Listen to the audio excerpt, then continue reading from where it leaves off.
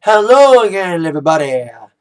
Zack Attack is here with the Atakline for this post-Super Bowl Monday, February the 3rd, 2014. Hope everyone had a great weekend, Super Bowl weekend, no matter which team you supported. In my case, the Broncos. Anyway, despite that, I had a decent weekend with 2 gigs on Friday, DJ Zack Attack style. First gig on Friday was lunches at Alma Middle School. Now, done lunches is my third lunches within a year in Almont, and the theme's been the same for all 3 lunches that I've done at Almont.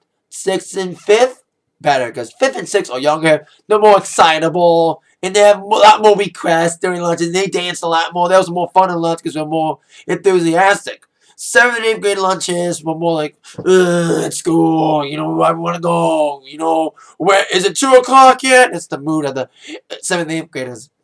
They just want to eat their lunch and leave. They don't want to oh, there's music here? I don't care, I'm just eating. Because when you're older, in 7th and 8th grade, you're awkward. You're going through your awkward phase.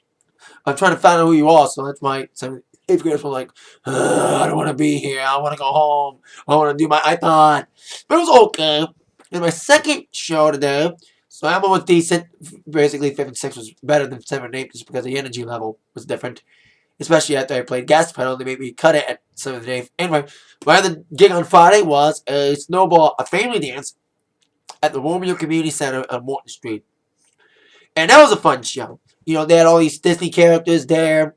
From all the ones on stage, all these actors would dress up in Disney characters like Belle and Beauty of the Bee and the Beast, Cinderella, Little Mermaid was putting on a production of, and it was just they began the show. They had like a little Disney medley, and then I played, and the families had a great time. The kids had fun, did all the line dances, cha-cha, Cupid. I didn't do Cupid because they're like preschool kids. So who wants to do what 5-year-old wants to do Cupid Shuffle? More like Cotton Eye Joe, cha-cha, Macarena, YMCA. The kids had a fun time. The parents had a fun time.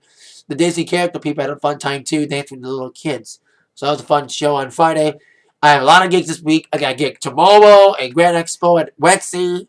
A basketball game to the header on Friday against your Valley. Also lunches that day for Warmia High School. And this Saturday, I got a gig at the high school again for a charity week dance. Finally, after 9 years, I'm doing a dance for Warmia High School. I've done a lot of stuff for Warmia High School in 9 years. Basketball games, football, tailgates, lunches, all this stuff. But never a dance till now. Finally, after 9 years. Now, on with the entertainment news for today. Starting with your #1 movie. The winner and still #1 movie for the second week in a row. Ride Along. Of course, the Ice Cube movie, but not much competition. With the exception of the only competition was that awkward moment with Zac Efron. Proving that going adult from Disney is tough to do. That awkward moment kind of bombed with 8 million, but not as big of a bomb as Labor Day, only making 5 million. Well, like I said, for #1 for 2 weeks. Actually, 3 weeks in a row now. But that way will end this week by either the Lego movie or the Monuments Men. I say Lego because there's not a lot of family movies out right now. So there you go. Speaking of movies and movie stars, with some sad news. Yesterday was Super Bowl Sunday. But it was, in the entertainment world, they were saddened by the death of Philip Seymour Hoffman, a critically acclaimed and Oscar-winning actor, died at the age of, forgot his age, 40, I think it was 42. Yeah, I think 42. No, 46. He was found unconscious at 11:15 a.m. Sunday on the bathroom floor of his apartment by his friend and screenwriter David Barkatz, who called 911. He was pronounced dead on the scene. He was supposed to pick up his children Sunday, and he was last seen on Saturday night on New York. Now, everyone said it was an overdose. Some people saying it's a suicide. Some are saying it's an accidental overdose. That many people are saying that he injected himself. But like I said, many people saying that it wasn't a suicide. That they found 50 glassinines, plastic bags, that contained drugs and 50 bags of cocaine and heroin. 5 empty and 65 full bags of heroin, should I say. And syringes, including a needle that was sticking out of his arm when he was found. And very sad to hear. I've never seen any of his movies because he was known for many roles. He won the Oscar for Capote. He was in Son of a Woman, Boogie Nights, Along Came Polly, in Cold Blood, a lot of other movies. The Master, Doubt, Charlie Wilson's War.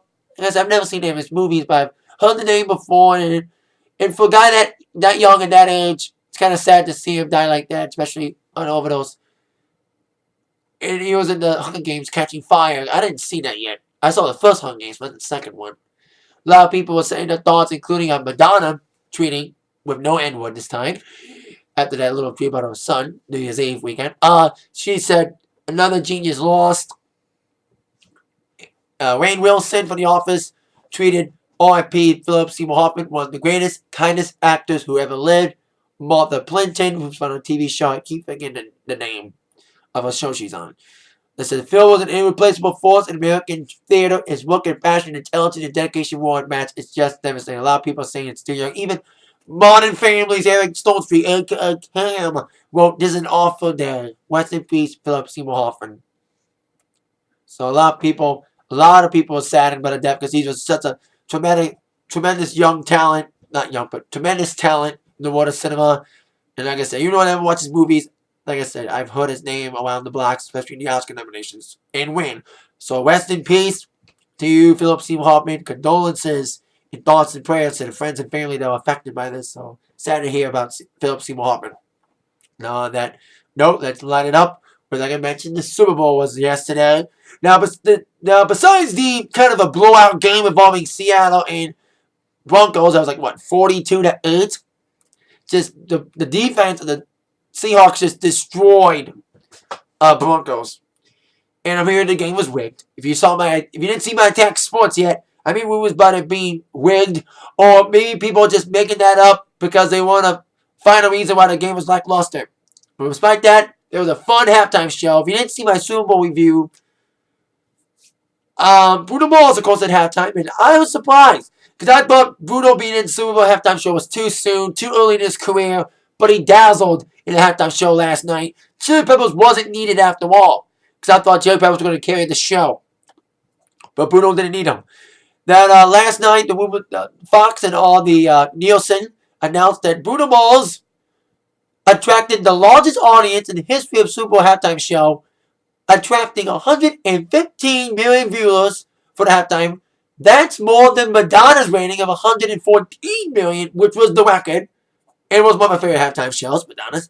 And Beyonce's was 110 last year. So Bruno had more viewers watching his halftime show than Madonna and Beyonce. And I'm hearing his album Unorthodox Jukebox is going to jump right back in the top 10 of the top 200, benefiting for the Super Bowl halftime show. And his tickets were on sale for his tour today. So it's kind of unique timing for him. I think he purposely had the sale date of his show being the 3rd, the day after, so he could benefit. A lot of people were saying the overnight ratings were 98 million, but the final ratings said that it attracted 115 million viewers overall, according to Fox, coming from the Nielsen stats. So nice to hear. Glad to see Bruno killed it in the ratings as he killed it on the show, because I was pleasantly surprised. I knew it was going to be entertaining, but I didn't know it was going to be that good of a show. It was very good show. The simplicity of it, the band was great, everything was Bruno was great. Better than I thought it was going to be. There you go, Bruno Mars. Big ratings in the halftime show of Super Bowl 48 last night in New Jersey, despite the rain. Speaking of rain and guys who performed in the rain, Purple Rain, Prince, he was on New Girl last night. Saw a little bit of it, but I didn't see the whole thing. 26 million viewers watched that after the game. So there you go. Now, that is it for the Atakline for today. See you all later with that in mind. You've all been attacked by the news. From Zach, thanks again for watching. See ya. Yeah.